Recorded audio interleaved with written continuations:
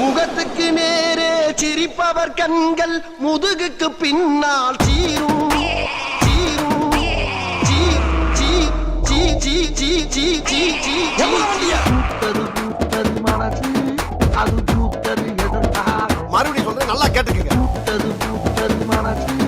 அது பூத்தது எதற்காக ராத்திரி 10 மணிக்கு மாறிக்கு வந்தா என்ன காதலிக்கிறதாக அது பூத்தது எதற்காக